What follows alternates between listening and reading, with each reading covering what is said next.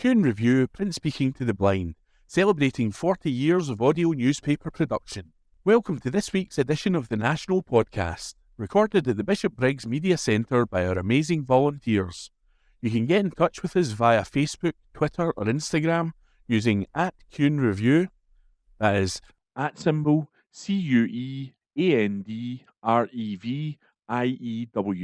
You can also contact us directly by emailing information@cunereview.com. That is INFORMATION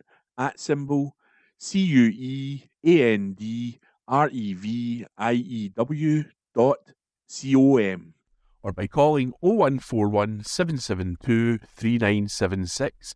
That's 0141 772 3976.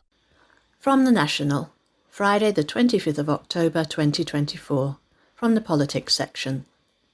Lorna Slater, Greens Conference comes after turbulent 6 months. Article written by Lorna Slater. If a week is a long time in politics, then the last 6 months have been a lifetime. This weekend, the Scottish Greens will gather in Greenock for what will be our first party conference since April, making it our first since the UK election and first since the end of the Butte House Agreement and our time in government. It will be a chance for members to debate, discuss, reflect on and digest everything that has happened in that time. Conferences are inevitably a bit of a trip down memory lane and a chance to catch up with familiar faces, reminding ourselves of the things that make us green and why we joined our party. As a former renewables engineer, it was a combination of the 2014 independence referendum and the climate emergency that convinced me to join the Scottish Greens. For me, it was the only party that recognised the urgency of democratic renewal and fundamental climate action. From the time I attended my first meetings as a new branch member through to my time as a minister, I knew that I had found a home in a party and a movement that lives its values and wants to break away from a tired and unsustainable status quo so that we can do things differently. But just as importantly as what brought us together in the first place, it'll also be a time for us to look forward to the months ahead, as there is no shortage of crucial work that we need to do. Scotland's government may have changed, but our values have not, and with global temperatures rising and Labour doubling down on failed Tory policies, our values are more vital than ever. The climate emergency is the defining issue, not only for this generation, but for every generation that will follow. Every country and every government needs to change what we are doing, and as a country with vast renewable potential, Scotland is better placed than most to effect change swiftly. Yet, even when the Scottish Greens were in government, we found the pace of change was often far too slow. Everything took a lot more time than we would like, and at times we were faced with institutional caution that we had to work hard to overcome. Since we left, that has only become worse. Without Greens in the room, the SNP have already taken several backward steps on our environment, cutting funding for active travel and nature restoration, reintroducing costly peak rail fares that we got removed through budget negotiations, and doubling down on wasteful and unproven carbon capture technology. It's not good enough. With a new climate bill on the horizon, we will be pushing for Scotland to maintain an assumption against new fossil fuels, halt oil and gas projects, such as the proposed expansion of the gas-powered station at Peterhead, and shift investment from road building into public transport. At the same time, we will also continue to push hard for the commitments that were made during our time in government to be upheld. Whether it is the Heat in Buildings Bill to deliver warmer, greener homes, the Natural Environment Bill to protect our iconic nature and biodiversity, or the Land Reform Bill that will take steps to democratise the land around us, there is work to do. We showed one way we can do so earlier this month, when we used a parliamentary debate to secure a commitment from the SNP to recommit to delivering free bus travel for people seeking asylum, a policy that they had dropped only 3 months prior. It is a small but significant change that will open up our country to people forced into state-sanctioned poverty, and one that reflects the type of country that we believe Scotland should be, one that extends a hand of friendship to those seeking sanctuary, rather than turning away in their hour of need. It showed the impact we can have when we mobilise with campaigners and community groups. It is an approach we'll be taking in the months ahead as Parliament scrutinises the housing bill, which was introduced by the Scottish Greens to provide rent controls and permanent protection for tenants. With some members of the SNP keen to drop it, my Green colleagues and I will be doing everything we can to ensure that it is not watered down, weakened or cast aside, and that Scotland's tenants get the support and protections that they deserve. In or out of government, what none of us want is to get to the end of this parliamentary session and think about the things we could have done if we had been a bit braver. There isn't time for those kinds of regrets. The changes we are striving to achieve for Scotland, and the changes we'll be talking about this weekend in Greenock, are not about party politics. They are about securing a better future for people and planet. They go to the heart of why we are Greens, and they echo the society we want to build. That article was written by Lorna Slater and read to you by Elizabeth. From The National, Friday the 25th of October 2024, from the Culture section. Scottish Album of the Year winner named as Edinburgh's Redolent. Article written by Nick Forbes. Edinburgh band Redolent have won the prestigious Scottish Album of the Year Say Award for their debut album Dinny Greet. The electronic indie pop record was described by industry executives as a resonant and powerful body of work and one of the most memorable debuts by a Scottish band in recent years. The prize sees the Edinburgh five-piece, made up of brothers Danny and Robin Herbert, plus Andrew Turnbull, Robbie White and Alice Hancock, win £20,000 and a bespoke trophy created by Dunblane artist Ellen Isaacson. They saw off competition for the award from a shortlist that included the likes of Arab Strap, Corto Alto and Rachel Samani. Redolent said, "This feels like the dream of a 7-year-old child. It's making me question all of existence and reality. I always feel like we're sprinting behind the pack, trying to keep up, and all I've wanted to do is contribute something. I'm potentially also going to greet right now, which is ironic. We're just so grateful this helps us keep this wee club that we've got going. Thank you also to Young Fathers for all the cool tunes and for not releasing one this year." Last year's winners, Young Fathers, have won the award 3 times since it was set up in 2012. The final record by Canadian-Scottish musician Martin Bennett, entitled Grit, won the Modern Scottish Classic Award, with his widow Kirstin Bennett and close friend B.J. Stewart accepting the award on his behalf. Kirstin Bennett, whose husband died after a battle with cancer in 2005, said, "This is a very special award. Martin would have loved that this represents so much of what is outstanding about Scottish music that's happening now, no matter what genre." Meanwhile, jazz talent Dylan Barry was named the Sound of Young Scotland, which saw him win a funding package worth up to £10,000 to create his debut album. The winners were announced at a ceremony in Stirling's Albert Halls on Thursday evening, hosted by broadcasters Nicola Meagan and Vic Galloway. Robert Kilpatrick, Chief Executive and Creative Director of the Scottish Music Industry Association, SMIA, said, "Tonight, Redolent's debut album Dinny Greet claims Scotland's National Music Prize with a powerful and resonant body of work.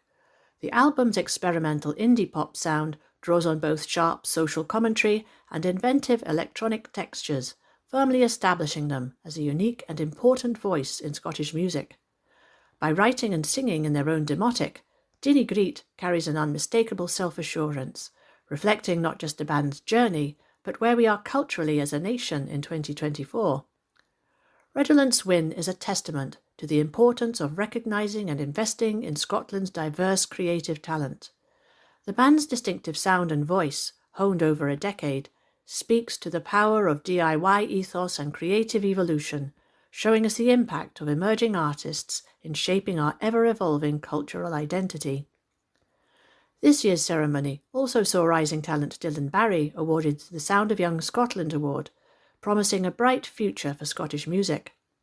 Meanwhile, Martin Bennett's iconic Grit was celebrated as the Modern Scottish Classic Award winner, a seminal record that fused traditional Scottish music with cutting-edge electronica, creating a lasting legacy that continues to inspire generations of artists and music fans alike.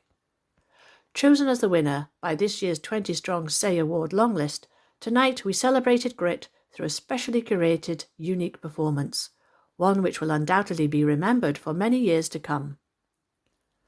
Alan Morrison, head of music at Creative Scotland, described Adini Greet as a perfect example of off-centre alt-pop that meshed intimate lyrics, catchy tunes and left-field rhythms to create one of the most memorable debuts by a Scottish band in recent years. He continued, "It's also nice to see a bit of Scots language up front in the title, underlining everything that gives our music scene such a distinctive identity.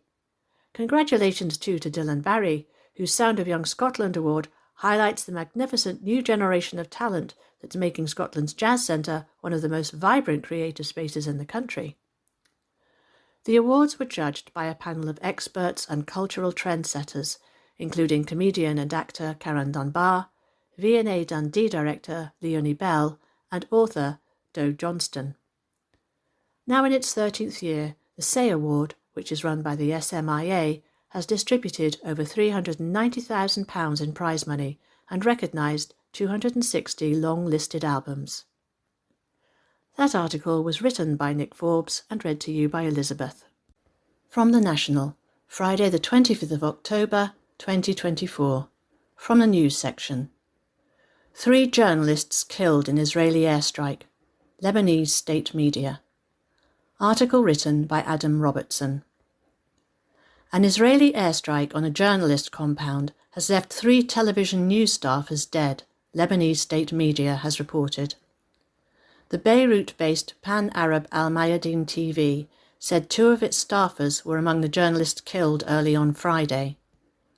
Al-Manar TV of Lebanon's Hezbollah group said its camera operator Wissam Qasim was killed in the airstrike on the Hasbaya region, which has been spared much of the fighting along the border so far.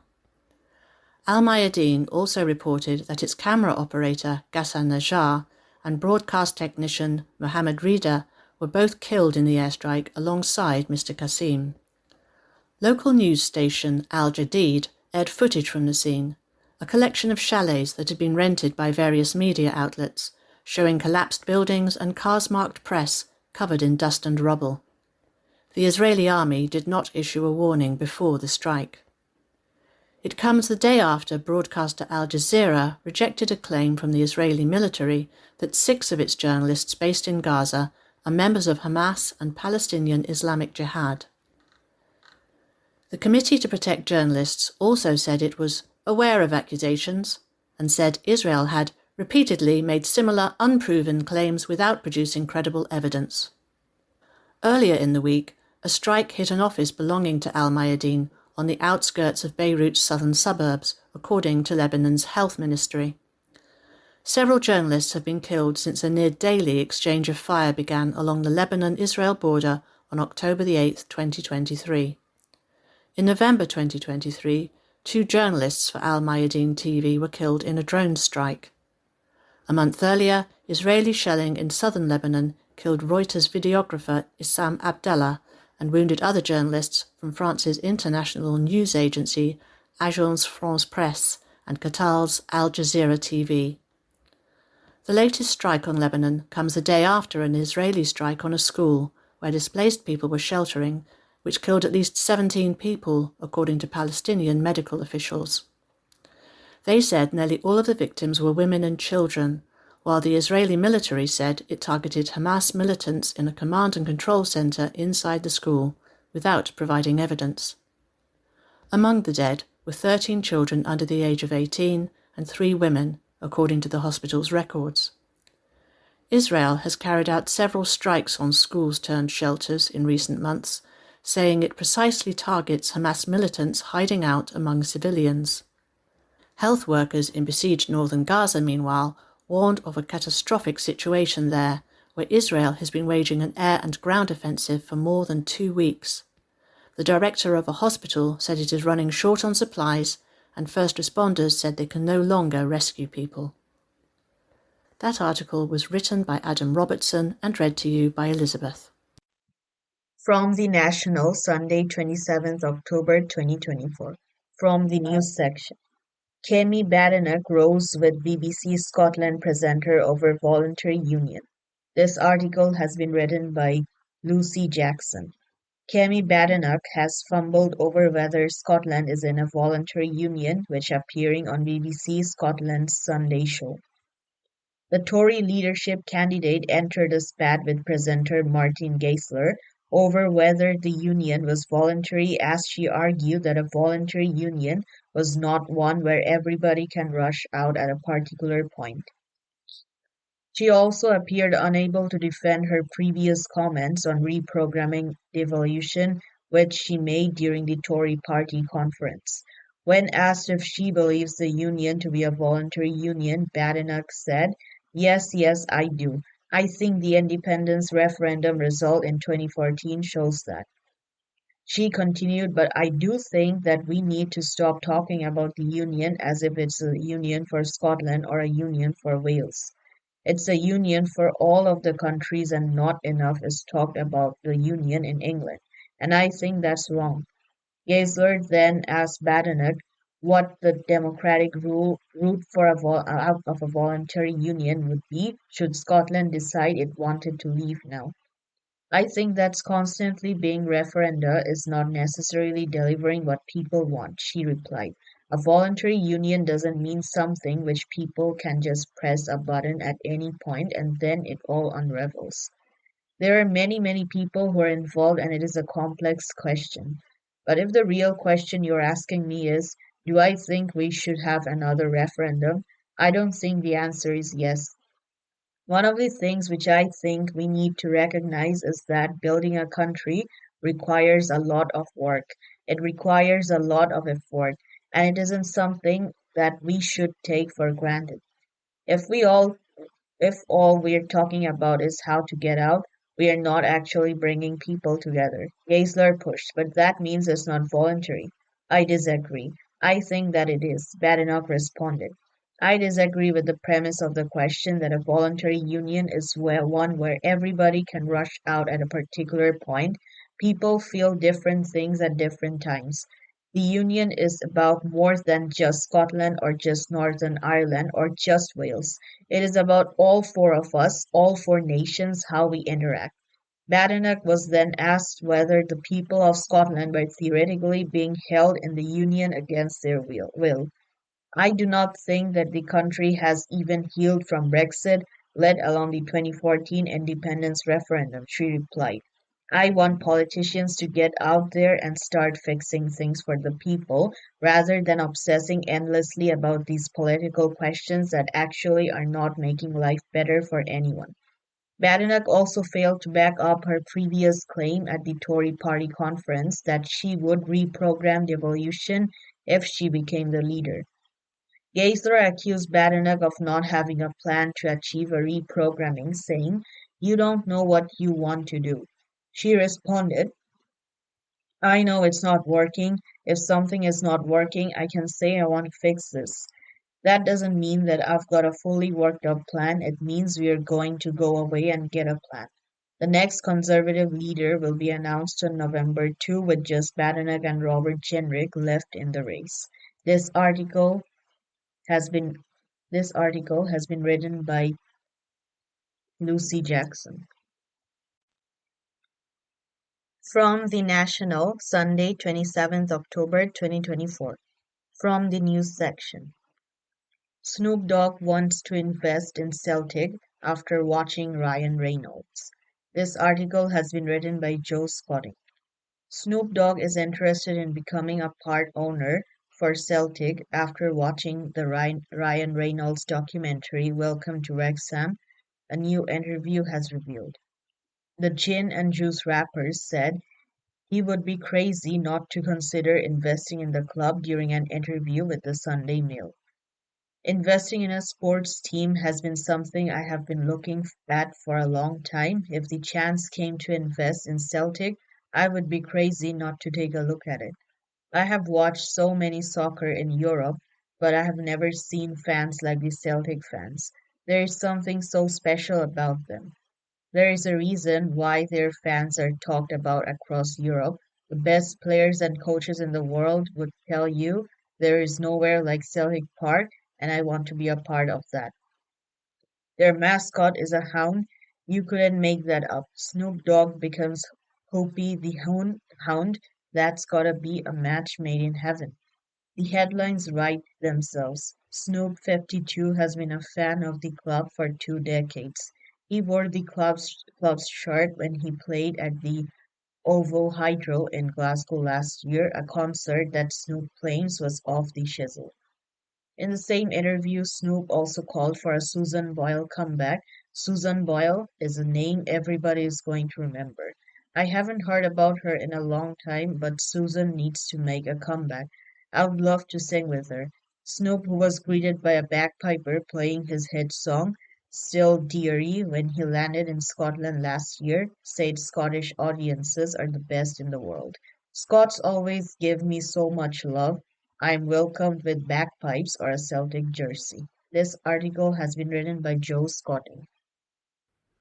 This is from The National on Monday, 28th October 2024, from the Politics section. Donald Trump's racist threats in closing message sparks anger at rally. By Gregor Young. Donald Trump and a cabal of campaigners have been criticised after they made racist comments, insults and dangerous threats about immigrants at a rally in New York's Madison Square Garden on Sunday night. With just over a week before Election Day, speakers labelled Puerto Rico a floating island of garbage, called Democratic Vice President Kamala Harris the devil, and said the woman vying to become the first woman and black woman president had begun her career as a prostitute. I don't know if you guys know this, but there's literally a floating island of garbage in the middle of the ocean right now. I think it's called Puerto Rico, said Tony Hinchcliffe, a stand-up comic whose set also included lewd and racist comments about Latinos, Jews and black people, all key constituencies in the election just 9 days away. His joke was immediately criticised by Harris's campaign as it competes with Trump to win over Puerto Rican communities in Pennsylvania and other swing states. Puerto Rican music superstar Bad Bunny backed Harris shortly after Hinchcliffe's appearance. The Trump campaign took the rare step of distancing itself from Hinchcliffe. This joke does not reflect the views of President Trump or the campaign, senior advisor Danielle Alvarez said in a statement. But other speakers also made incendiary comments. Trump's childhood friend David Rem referred to Harris as the Antichrist and the devil. Businessman Grant Cardone told the crowd that Harris and her pimp handlers will destroy our country. The marquee event reflected the former president's tone throughout his third White House campaign. Trump often tears into Harris in offensive and personal terms himself, questioning in recent weeks her mental stability and her intelligence, as well as calling her lazy, long, a racist trope used against black people. The event was a surreal spectacle that included former professional wrestler Hulk Hogan, TV psychologist Dr. Phil McGraw, former Fox News host Tucker Carlson, politicians including House Speaker Mike Johnson and Congressman Byron Donalds, fellow Republican Elise Stefanik, and an artist who painted a picture of Trump hugging the Empire State Building. That was all before Trump was to take the stage, running more than 2 hours late. After being introduced by his wife Melania Trump in a rare public appearance, the former president began by asking the same questions he's asked at the start of every recent rally. Are you better off now than you were 4 years ago? The crowd responded with a resounding no. Trump said on Sunday added a new proposal of his list of tax cuts aimed at winning over older adults and blue-collar workers, which already includes vows to end taxes on social security benefits, tips and overtime pay, a tax credit for family caregivers. This comes after Harris has talked about the sandwich generation of adults caring for ageing parents while raising their children at the same time. Harris has proposed federal funding to cover home care costs for older Americans. Trump otherwise repeated familiar lines about foreign policy and immigration, calling for the death penalty for any migrant who kills a US citizen, saying that the day he takes office, the migrant invasion of our country ends. As Trump's remarks come up on an hour, some of the crowd begin trickling out of the venue. The world's richest person, Tesla CEO and tech mogul Elon Musk, was a prominent part of Trump's closing campaign message. Musk, who also owns social media platform X, formerly Twitter, introduced the former president's wife to the New York stage as Trump praised Musk as a genius and special. That article was by Gregor Young. This is from The National on Monday, 28th October 2024, from the News section. Martin Lewis's trick for checking you're in the right council tax band, by Steph Braun. Council tax bands were drawn up way back in 1991 based on drive-by valuations of homes at that time. They are subsequently very out of date, and many people may actually be in the wrong council tax band. In 2007, financial expert and money-saving expert founder Martin Lewis came up with a system for checking whether you're in the right band and how you might be able to challenge it if you think you're not. The check and challenge approach made huge headlines that year, and many people have been able to use it to save themselves money since then. Here's how it works. Step 1. The neighbours check. The check and challenge method has 2 steps, and it's absolutely vital you do both before deciding whether to get your council tax banding assessed. Step 1 involves finding out if your band is higher than neighbours in similar or identical properties. Thankfully, this is public information, so you don't need to go and ask them.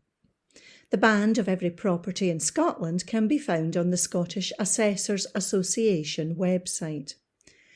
When comparing your band with your neighbours, make sure the properties are as close in size and value as possible. If neighbours in similar properties are in lower bands than you, then you may have a claim. However, you could land yourself in bother if you don't do the next step. If your band is different to your neighbours and you're in similar properties, then it could be that their band is wrong and not yours, and you could end up landing them with a larger bill if you appeal. So here's an important next step before deciding to challenge. Step 2. The valuation check. A second crucial step is to estimate what your home was worth in 1991, as that's when and how the council tax bands were defined. This can't be used as evidence if you challenge your band, but it enables you to check out various property prices on your street, and it's an important test that you're on the right track if you do decide to challenge. If you bought your house after 1991, you can simply use its price and date of sale to do this. If you rent or bought earlier, you'll need to find an estimated price. It's also worth doing this with similar neighbouring properties. To find a price quickly, you can use a website which offers free historic sales price information such as Zoopla or Rightmove. Enter your street name and it'll tell you the prices of all properties sold there since 2000. Find the most recent sale price of a similar property to yours on your street. Now note down both the price and the date of sale. Once you have that information, you can use it to estimate what your property would have been worth back in 1991 and what band it's in. There's a calculator you can use online which uses house price data from nationwide. This will only give a very rough indication, but it is still an important check. You may be in a higher band than your neighbours because they are in the wrong band, not you. In that case, if you appeal and stay in the same band, but their band is increased, you may not make many friends. This additional check helps mitigate the chances of that happening. Now you've worked out roughly what your property was worth in 1991, you can compare this to a table by clicking online to see what band you should have been put in based on that home value. An important thing to mention is that you can't just ask for your band to be lowered, only for it to be reassessed, which means it could be moved up or down. This is why it's important to do both checks and be mindful if you've added an extension to your home or done something which could have increased its value. How to challenge. If you're convinced your property band is unfair after all the checks, you could challenge it. In Scotland, the SAA deals with council tax bands. Enter your postcode in the council tax bands search box on the homepage. Select your property from the list. If you want to challenge the banding, click on Make a Proposal. You can then fill in an online form which will be sent to your local assessor who will contact you. You can find out more about Martin Lewis Method online, and it is advised that you read through his whole page before making any challenge. That article was by Steph Braun. From the National, Tuesday the 29th of October, from the comment section. America's reputation is in tatters as the world wakes up to duplicity. Report by Jonathan Shafi.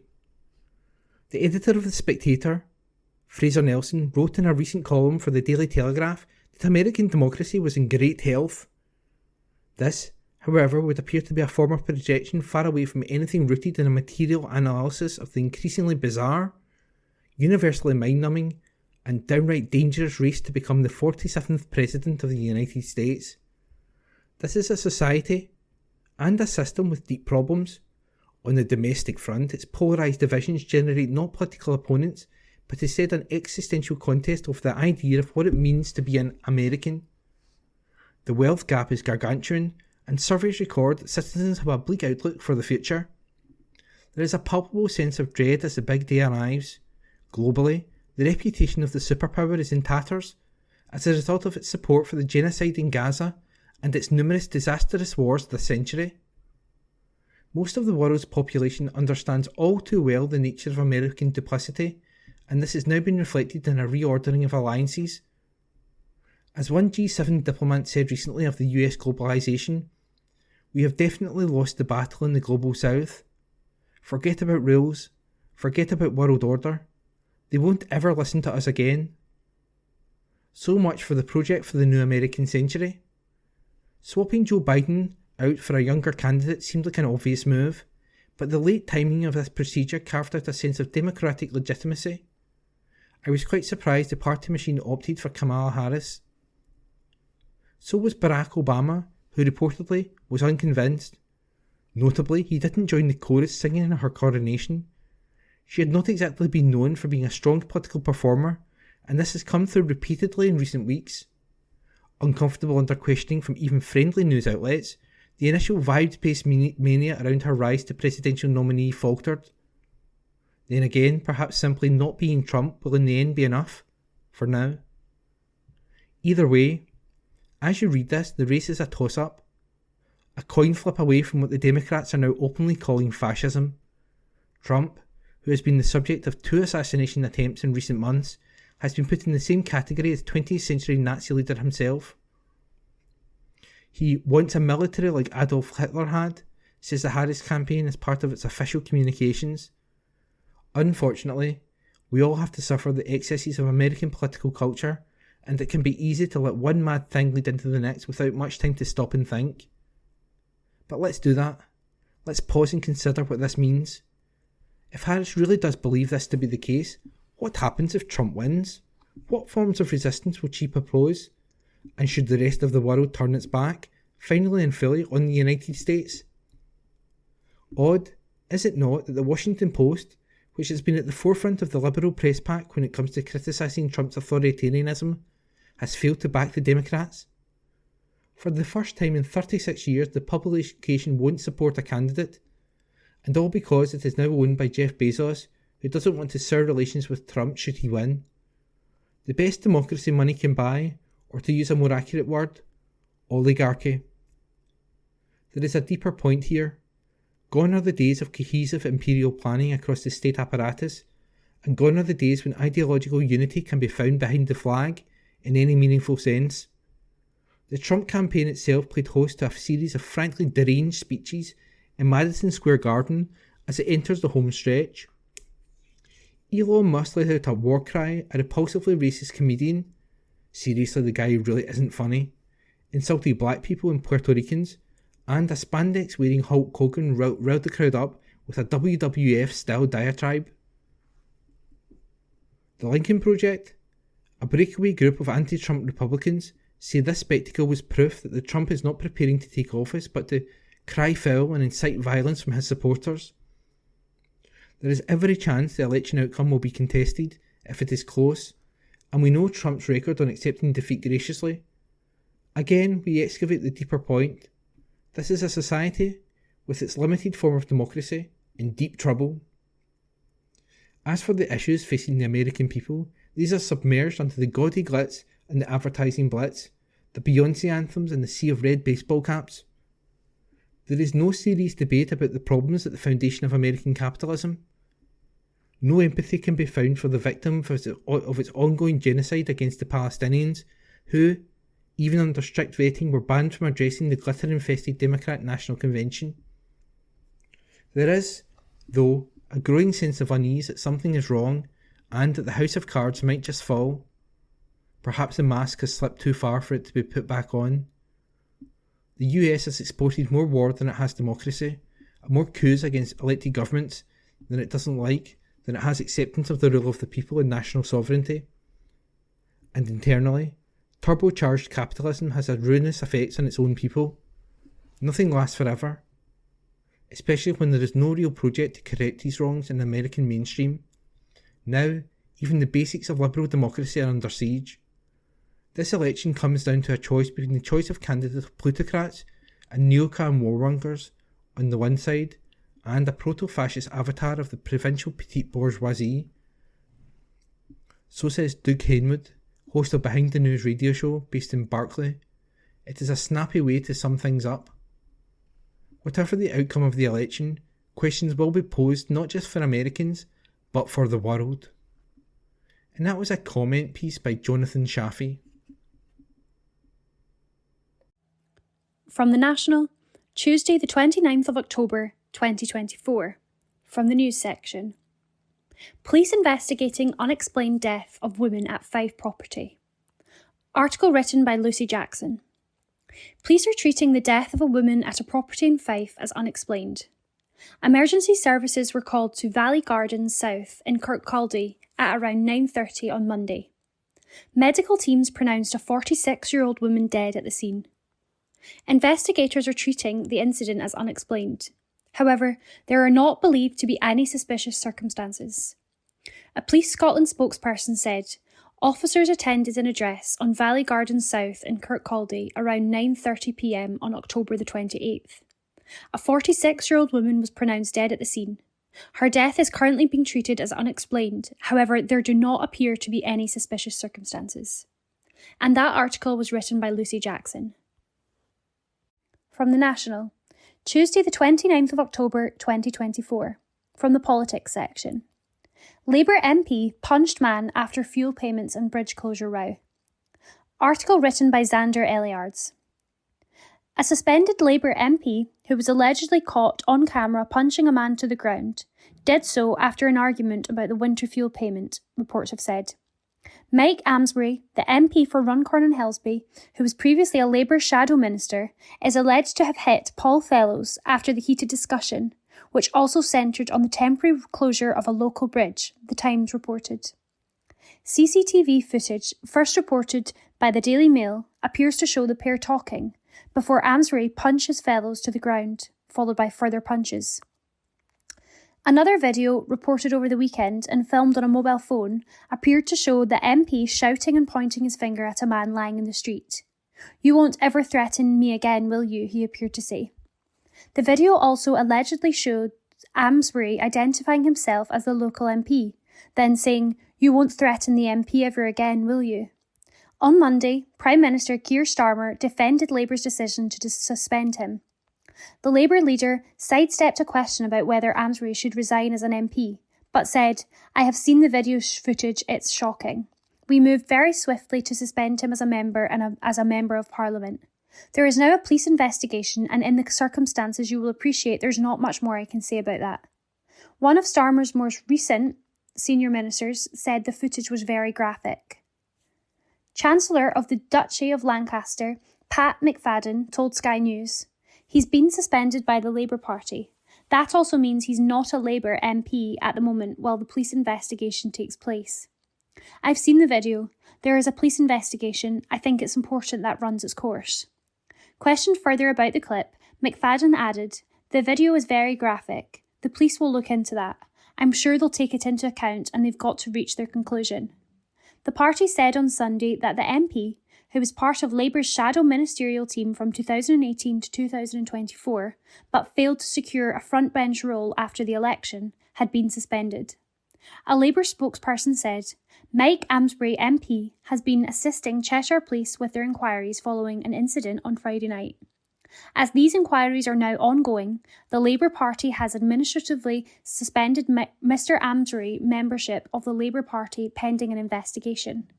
Cheshire Police confirmed a 55-year-old man had been voluntarily interviewed under caution in relation to the incident after officers were called to reports of an assault in Frodsham at 2:48 a.m. on Saturday. He has since been released pending further inquiries, the force said. Amsbury said on Saturday that he will cooperate with any inquiries, but was determined to remain an open and accessible MP for our community after the initial footage circulated online.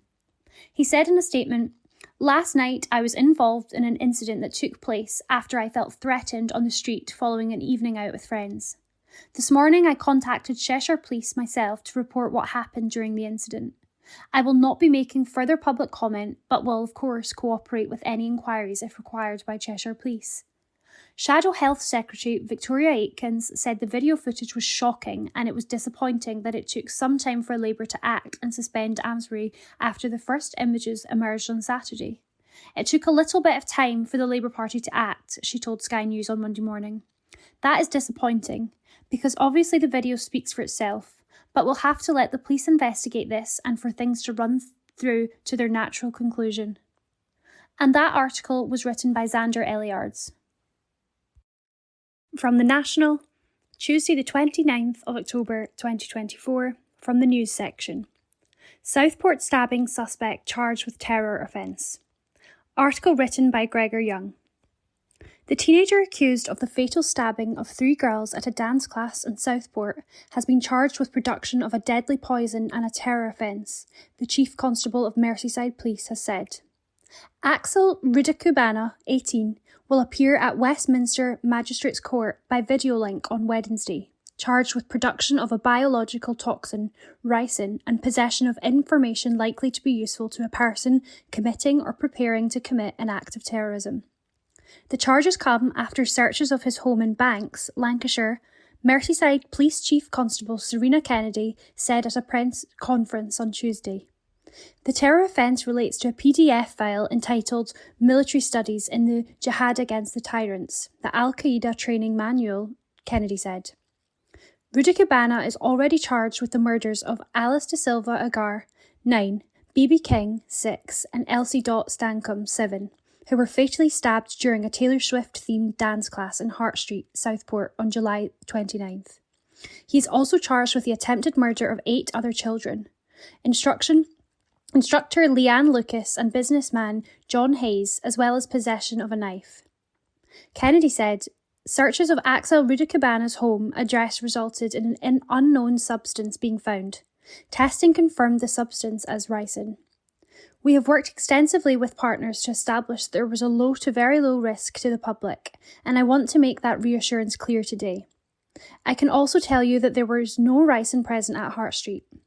She said it was certainly not the case that police were deciding to keep information from the public, and said she wanted to reassure communities that police are committed to getting justice and to being open and transparent.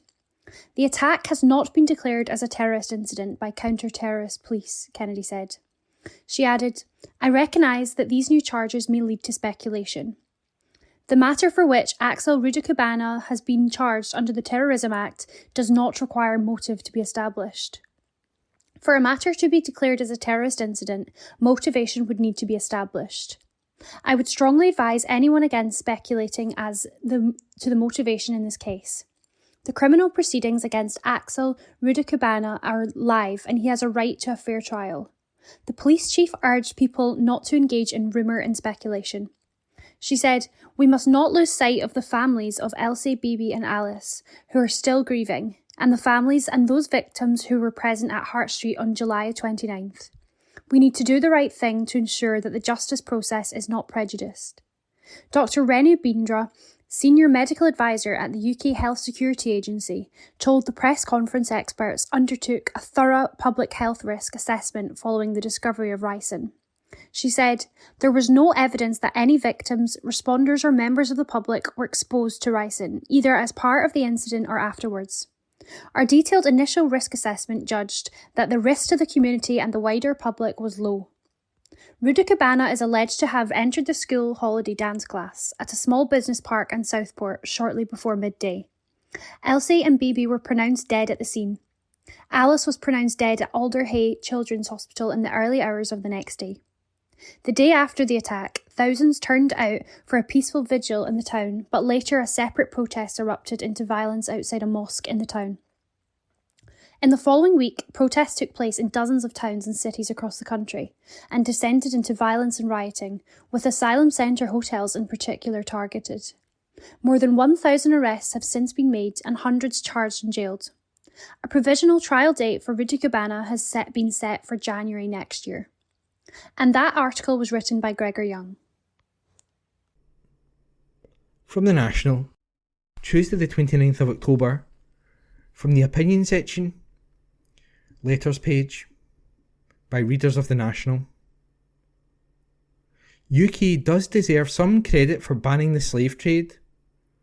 There has been much comment recently about the possibility of financial reparations being paid by the UK to the Caribbean countries in the Commonwealth to which slaves were sent in the 18th and early 19th centuries. It would appear that guilt for this terrible injustice is being focused almost exclusively on the UK, and the UK taxpayer is being urged to pay for any perceived benefits it may have received from slavery. What is never mentioned in these demands is that the crime of slavery was made possible only by the eager participation of African tribal leaders in Dahomey, Nigeria, and neighbouring countries. The slave ship crews never attacked the coastal villages to capture their victims, but simply paid the local chiefs, usually with ingots of copper, for prisoners captured from neighbouring tribes by these same chiefs. These African countries are at least as guilty as the UK, if not more so. In a world where slavery was endemic, and had been since the days of ancient Rome and Greece, the UK was the first country in history to ban the slave trade, and the Royal Navy subsequently spent many years patrolling the Atlantic and the Red Sea, freeing thousands of captured slaves, while other countries tried to break the British blockade. This is surely to the credit of the UK. Incidentally, in 1778, Scottish courts refused to uphold the demand of an English slave owner for the return of a slave now known as John Knight, saying slavery had always been incompatible with Scots law. My ancestors were poor Highland crofters scraping a living in the harsh northern climes and living in conditions akin to slavery with hard labour and minimal comforts. I cannot see how they benefited in any way from slavery or were in any way responsible or liable for it. So why should my taxes be raised to pay compensation for the benefits that accrued almost exclusively to the aristocracy and even the Church of England, which had large slave plantations? James Duncan, Edinburgh. I thought that Starmer's arrogant refusal to consider reparations to the citizens of the Commonwealth was totally inadequate when you realise that the British plan to abolish slavery was only able to go ahead after Britain had agreed to compensate financially those who had owned slaves. Hypocritical or what? Margaret Forbes, Blainfield. A fascinating juxtaposition of meetings occurred last week. At one, the elderly king of a bygone colonial empire and the hapless leader of his most recent government were together in Samoa for the biennial Commonwealth Heads of Government meeting, a gathering of the empire's former colonies, now independent nations, who come together to rub shoulders with their former oppressor. At the other, 38 heads of state, including Commonwealth heads of state from India and South Africa, were in Kazan, Russia for a meeting of the BRICS nations to discuss the development of a new global financial and trading structure to replace the sclerotic and corrupt current one dominated by the US, the former empire's former colony. The BRICS countries represent 37.4% of global GDP versus the G7's 29.3% and comprise a quarter of global exports, dominating markets such as energy, metals and food. An additional 13 partner nations were approved, a prerequisite for full membership. The West had a collective freakout to see Russia, which is as vilified and tried to isolate, host the world's top leaders, who sat at a round table reflecting a group of equal sovereign nations. The West has facilitated the rise of BRICS by weaponising a financial system it created and has controlled to achieve geopolitical goals, including weakening Russia. But international systems based on fear and coercion don't last, which is why an alternative voluntary system based on cooperation is being developed. The Kazan Declaration revealed elements of the new system: BRICS Bridge, a unified payment system; BRICS Clear, an independent depository system; and BRICS Pay, a cashless payment service for foreign nationals. World trade is shifting towards the East, and where trade goes, finance, economic activity and science and technology follow. The West shows no sign of changing its approach to other nations, so its economic and cultural decline will continue. I hope that an independent Scotland will be a member of the new global system. We have the people, the resources and, most importantly, the desire to cooperate and trade with the world's nations. This full and failing union was never a good fit. Let's end it and move forward. Leah Gunn Barrett, Edinburgh. Thank you, Roddy McPherson, for your detailed and forensic deconstruction of the salmon fishing disaster and the inaction of our Scottish Government and its agencies. Letters, October 27. Just a wee bit more needs emphasised. If a land-based industrial farm had the death rates experienced by salmon farmers, it would be shut down in 24 hours. Our Scottish Government seems to be feared of the corporates. Willie Oswald, Blainfield. And that was today's letters page from The National. The National News on Wednesday the 30th of October. Farewell to a giant of a man. A front page article written by Jane MacLeod. Former First Minister Alex Salmond was remembered as not just the political leader who took Scotland so close to his dream of independence, but as a dear friend, as his funeral took place yesterday. The former SNP leader, who went on to set up the Alba Party, died of a heart attack while at a conference in North Macedonia earlier this month. He was 69. Speaking at the funeral in Strichen, Aberdeenshire, where Mr Salmond lived, acting Alba leader Kenny MacAskill, who was Justice Secretary in Mr Salmond's SNP government, hailed him as a giant of a man, the leader of our country, the leader of our movement, before describing him as an inspiration, a political genius, an orator, debater and communicator without parallel. He said Mr Salmond was the outstanding political figure in Scotland, not just of his generation, but for generations past and likely for generations to come. He added, the legacy he bequeathed is all around, from roads and bridges to rights such as free prescriptions and no tuition fees. Mr Salmond's niece, Christina Hendry, told the service that since his death we have felt the grief of a nation and beyond. Speaking at the service at Strichen Parish Church, attended only by family and close friends, she added, for everyone in this room we have felt the loss differently. Uncle Alex was an important person to many, but to us he was a husband, a brother, an uncle, a colleague and a dear friend.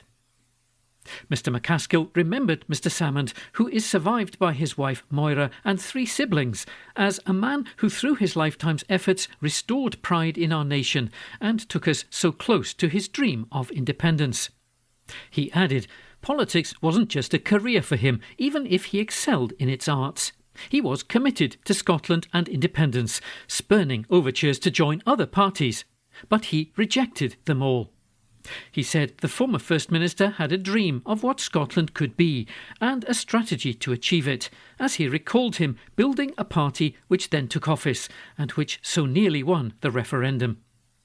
He recalled his time in office after the SNP first won the 2007 election, saying that while Mr Salmond led a team of ministers with no previous experience in government in a minority administration in Holyrood, his vision and deft handling had ensured that his government was recognised even by opponents as credible, capable and competent. Mr McCaskill went on to say that under Mr Salmond the SNP had enjoyed unprecedented electoral success in 2011 with its Holyrood majority, something unlikely ever to be repeated. While a very public figure, Mr McCaskill said that Mr Salmond had been fiercely protective of his private life and Moira and the family, and was a cherished and loving husband, brother and uncle, as well as a friend to many. Several political figures were amongst the mourners at the funeral, including former Common Speaker John Bercow and Alba Party Chair Tasmina Ahmed Sheikh. Former SNP MPs Jim Sillars and Joanna Cherry also attended, as did close friend SNP MSP Fergus Ewing and his sister Annabel Ewing, plus Mr Salmond's former Chief of Staff Jeff Aberdeen. Speaking ahead of the service, the minister conducting the funeral, family friend the Reverend Dr Ian McEwen, who also led Mr Salmond's niece's wedding and his father's funeral, said these are desperately sad circumstances and anyone who has been through grief will understand that this is an incredibly difficult day for the family. There is palpable shock over Alex's passing and folk can well imagine the distress and sorrow within the family. He was the life and soul of the party and played a leading role in his family, and the privacy of the funeral is to give them space to grieve and say farewell to a husband, a brother and an uncle whom they loved dearly. After the funeral, piper Fergus Mudge, who previously worked for Mr Salmond, led the procession behind the saltire draped coffin to the cemetery at Strichen for a private service. A public memorial service to remember the former First Minister will be held at a later date. First Minister John Swinney will lead tribute to him at a motion of condolence in the Scottish Parliament today. Giving the time for reflection at Holyrood yesterday, Lord Wallace, a former Scottish Deputy First Minister and a previous moderator of the General Assembly of the Church of Scotland, said, as a contemporary of Alex Salmond in the House of Commons, in this Parliament and as respective party leaders, I can testify to his formidable skills as a politician and recognise the service he gave to his constituents and to Scotland as an MP, an MSP and as First Minister. A front page article written by Jane MacLeod. The National Politics on Wednesday the 30th of October. John Swinney demands more funding for Scotland in the budget. An article written by Jane MacLeod. The Chancellor must immediately and significantly increase funding for Scotland in the budget, the First Minister John Swinney has said. Rachel Reeves will lay out the UK government's tax and spending plans today, where she is expected to make what she has called difficult decisions on spending, but also change the way national debt is measured to give her more flexibility to borrow. Ahead of the budget, the first for a Labour government since 2010, Mr Swinney pushed the Chancellor to boost cash for Scotland.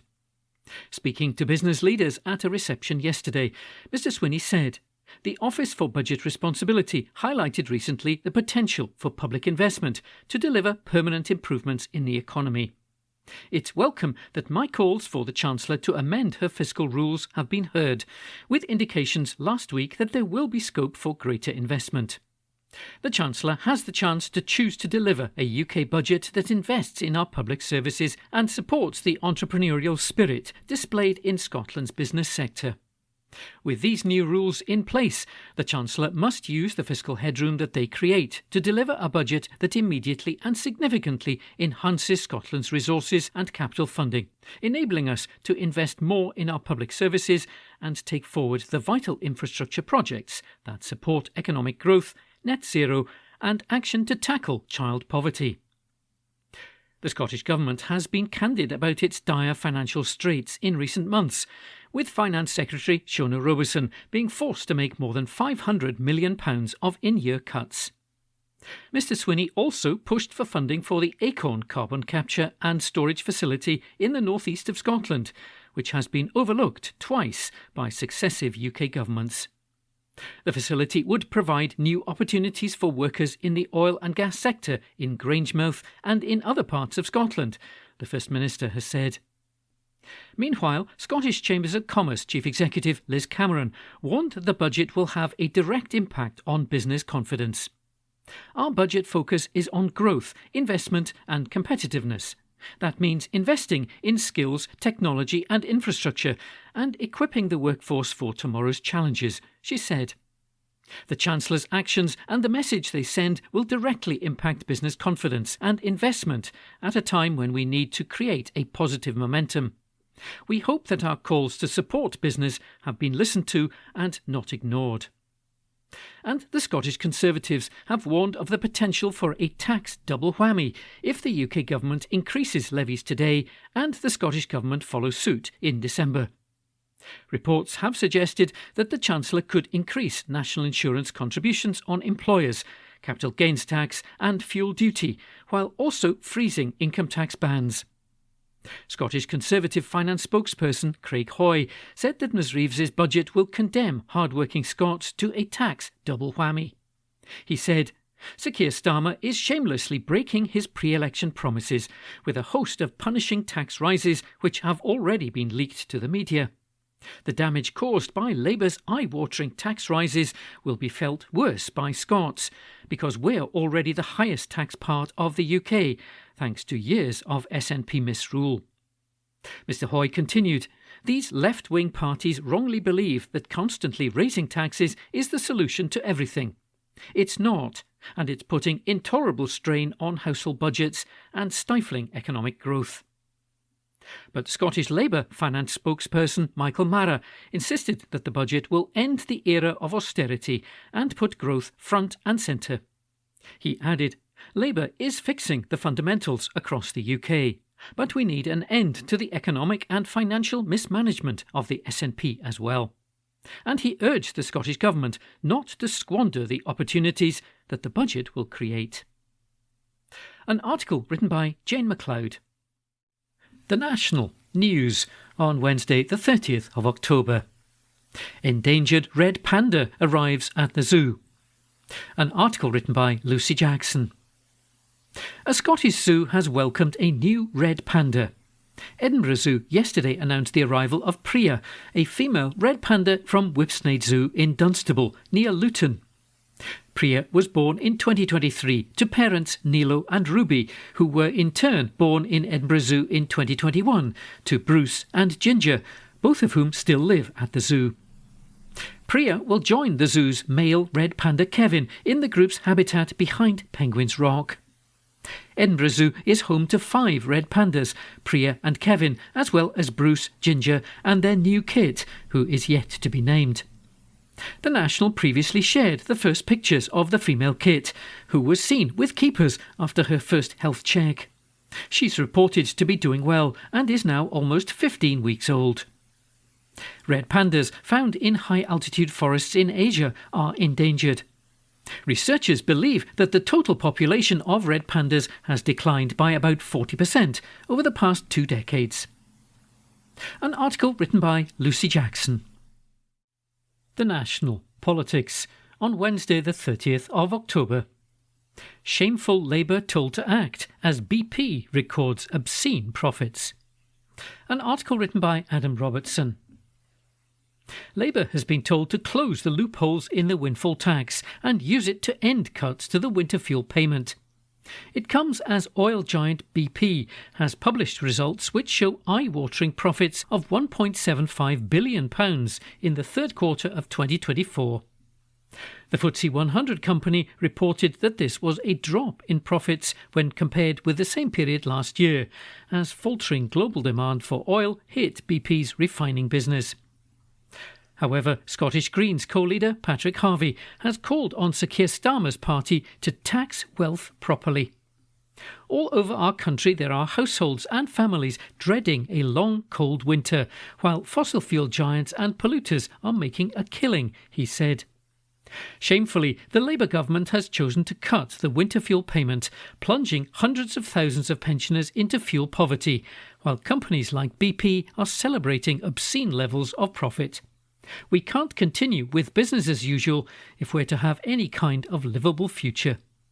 It's time to tax that wealth properly and use it to lift people out of poverty, make the transformative investment we need in green energy, and finally break the link between fossil fuel prices and household bills.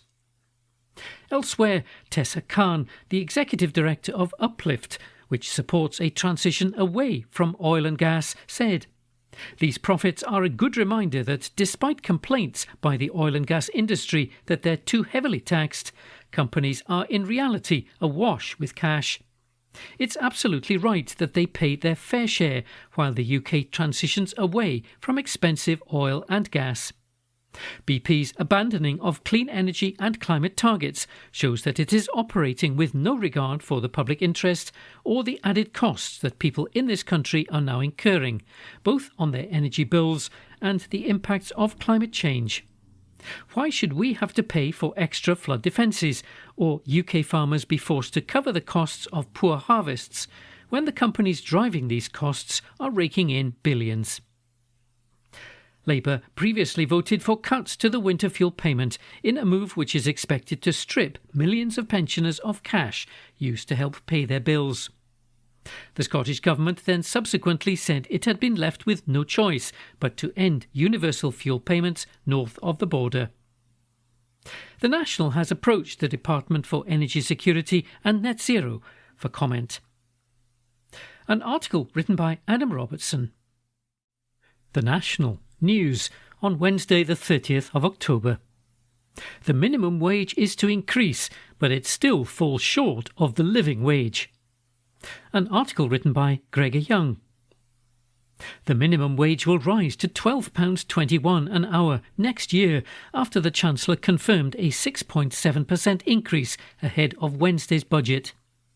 Rachel Reeves described the move as a significant step towards delivering on Labour's manifesto promise to introduce a genuine living wage for working people.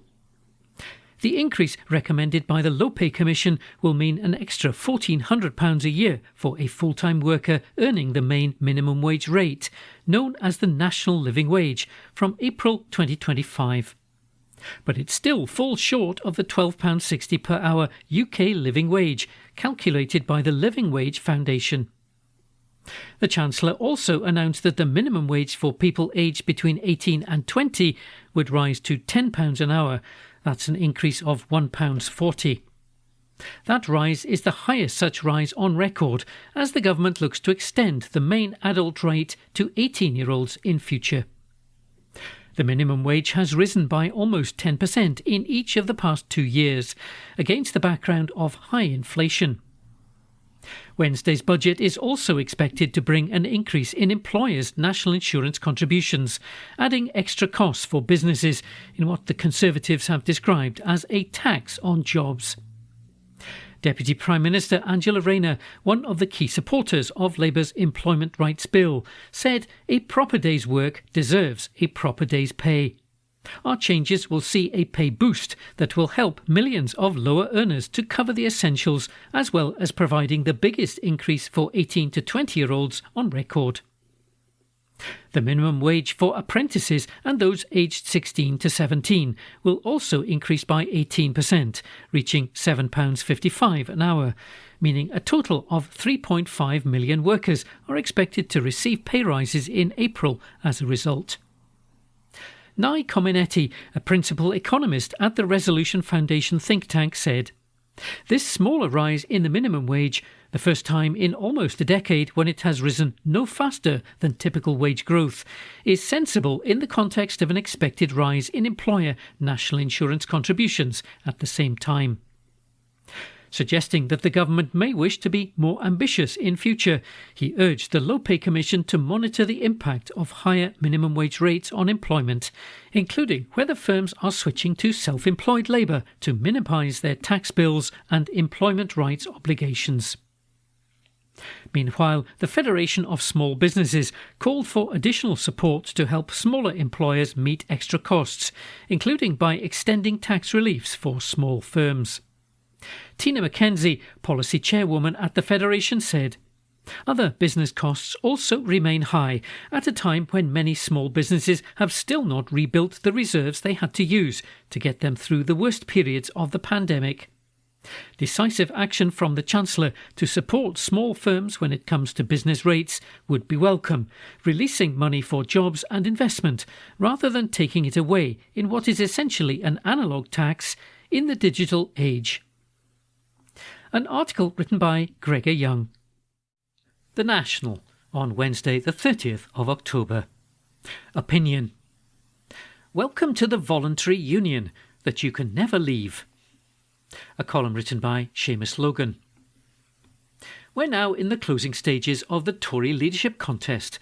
With turnout thought to be low, the surviving two candidates have spent the last 2 days engaged not in the high-minded activity of winning over hearts and minds by trying to bring their visions to life, but rather by sniping viciously at one another. For these self-declared unionists, promoting unity within their own party doesn't seem to be very high up on their list of priorities. Perhaps the apathy amongst the Tory grassroots membership about their next leader is unsurprising.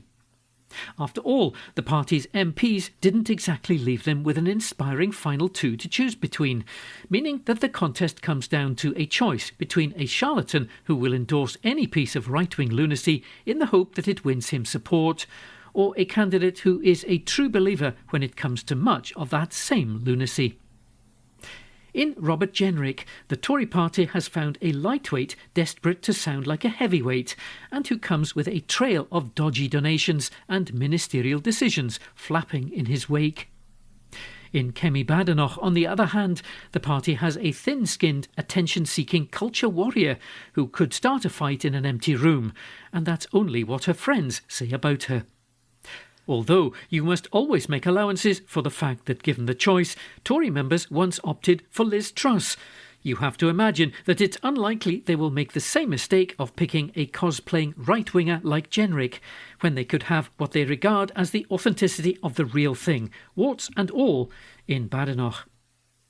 All of this is of interest to Scotland because of the possibility that, with England already tiring of Sir Keir Starmer, whoever it is that ends up leading the Tories could within a few short years be sitting in Downing Street, quite possibly being propped up by and therefore beholden to the votes of Reform MPs. So whether we like it or not, and like pretty much everyone reading this, I certainly don't, what Ms Badenoch has to say when it comes to Scotland matters. Martin Geisler gave us a foretaste of the combination of arrogance, ignorance and brittleness that Ms Badenoch will bring when he interviewed her on the Sunday show last week. Pressed about her pledge to reprogram devolution, she was unable to provide any details. All she could offer was to say, "I know that it's not working. If something is not working, I can say I want to fix this." Ms Badenoch makes much of having been an engineer, with a conceit of working from first principles and focusing on root causes, but it's a poor engineer who tries to fix anything without first understanding what it is that is supposedly wrong, without knowing what improvement it is they are trying to make, or without having the most basic understanding of what the thing they're claiming to be fixing even does in the first place. However, her real howler was when it came to the voluntary nature of the union.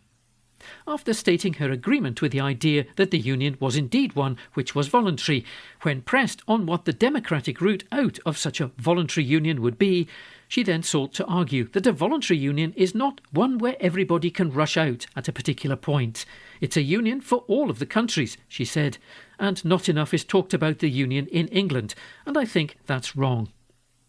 So, just as the unionist answer to the West Lothian question is that you mustn't ever ask it, we now have a clear and presumably honest expression that while of course the union is voluntary, that's only the case for so long as no one ever tries to voluntarily leave it.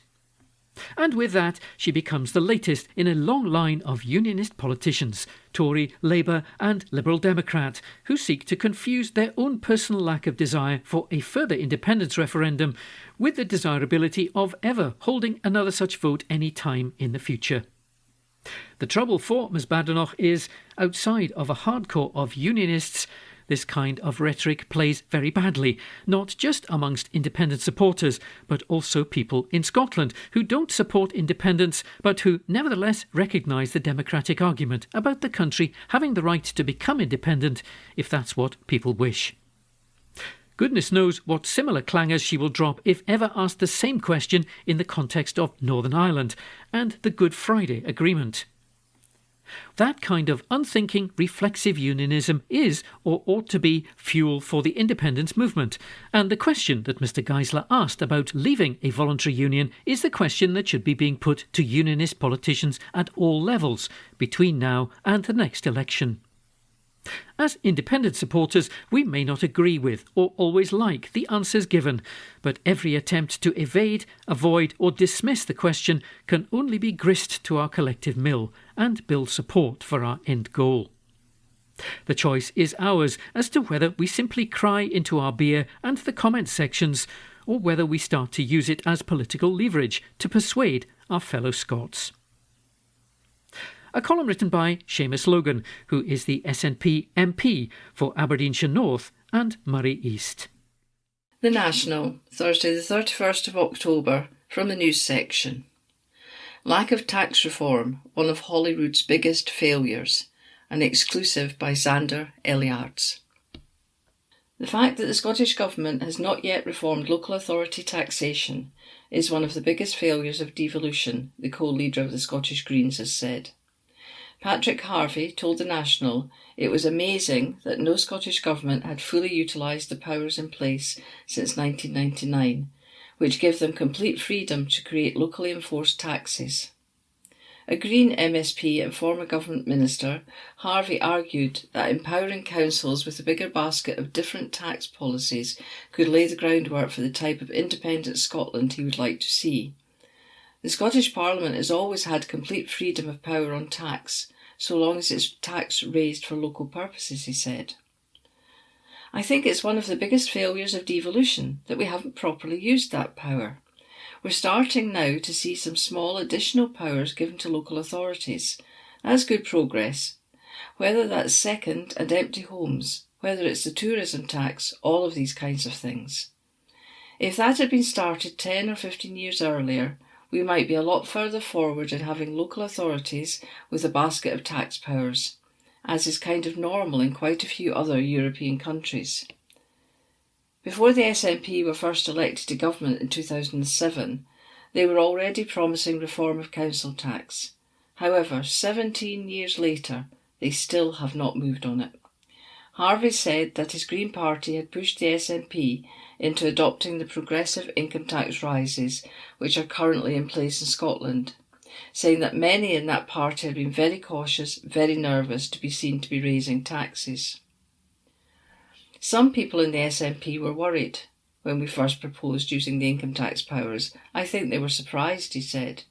It took us years after these powers were devolved to persuade the SNP not just that this is necessary, but people will support this. I think if you demonstrate that you're applying tax fairly, most people will support it.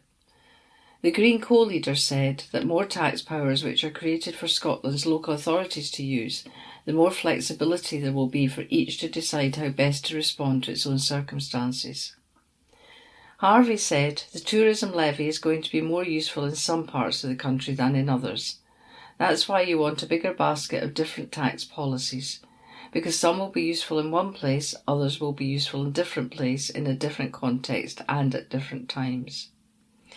One of the reasons why we think land value tax should have a role to play in an ideal scenario is that it actually gives local authorities much more ability, in concert with the planning system, to put incentives to bring land into good economic productive use. He went on, one of the things that we've consistently argued is that local government funding needs to be seen in the context of additional financial powers for local government as well, so that they are less dependent in future on what block grant is and more able to raise revenue in the way that they see fit in their own local circumstances. Council tax reform would be a long-term aspiration. Speaking in 2020, Harvey's former MSP colleague Andy Whiteman told Holyrood magazine, "Give me powerful, strong, meaningful local government and I will reject Scottish independence." Asked if this then summed up his view as well, Harvey said, "It was not the only thing I don't agree with Andy Whiteman about. However," he went on, "I would frame it very, very differently. I think the idea of genuinely powerful local communities is very consistent with the vision of independence. I think it's part of the purpose of independence, empowering the people of Scotland, and not only empowering them as the people of the whole of Scotland, but empowering them in every community of Scotland." The National, Thursday the 31st of October, from the news section. Police launch murder inquiry in Glasgow following death of woman, by Alasdair Ferguson. Police have launched a murder inquiry following the death of a woman in Glasgow. Officers were called to a report of a disturbance in the St Mungo area of the city at about 12:55 p.m. on Tuesday. When they reached the scene, a woman, 40-year-old Sandy Butler from Glasgow, was found seriously injured. She was pronounced dead a short time later. Following a post-mortem examination carried out on Wednesday, police are now treating her death as murder. Detective Chief Inspector Lindsay Waters of the Major Investigation Team said, "Our inquiries are ongoing and an extensive investigation is underway to establish the full circumstances surrounding this death. There remains an increased police presence in the area as the investigation continues. We are appealing to anyone who may have witnessed anything around the time of this incident to please contact police. In addition, members of the public are asked to check their private CCTV or dashcam footage, as this may be significant in assisting us with our inquiries. Anyone with information is asked to contact 101, quoting incident number 1661 of October the 29th, 2024. Alternatively, they can call Crime Stoppers on 0800 555 111. That's 0800 555 111, where information can be given anonymously. Detectives have also set up a website that gives members of the public access to a form to send information anonymously directly to the Major Investigation Team. The portal can be accessed at police.uk-scot24s11-PO1. That's mipp.police.uk/operation/scot24s11-PO1. The National, Thursday the 31st of October, from the news section. Scottish Government gives cautious welcome to Labour budget, by Hamish Morrison. The Scottish Government has given a cautious welcome to spending pledges in the budget. Finance Secretary Shona Robertson said the budget was a step in the right direction, but warned that the Scottish Government still faced enormous cost pressures in the immediate future.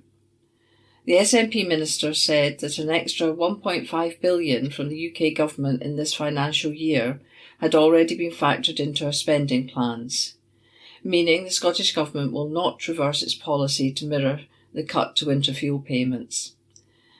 The Treasury has assuaged fears that hiking national insurance contributions for employers would put additional strain on the Scottish public finances by pledging to cover the expected cost of £500 million. Robison said, by changing her fiscal rules and increasing investment in infrastructure, the Chancellor has met a core ask of the Scottish Government. But after 14 years of austerity, it is going to take more than 1 year to rebuild and recover. We will need to see continued investment over the coming years to reset and reform public services. The Finance Secretary added that it was disappointing Chancellor Rachel Reeves has stuck by the 2-child benefit cap and Labour's abolition of the universal winter fuel payment.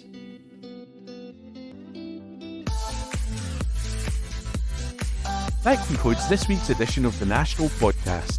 Please remember to subscribe to our channels at Tune Review and to tell your friends about our service.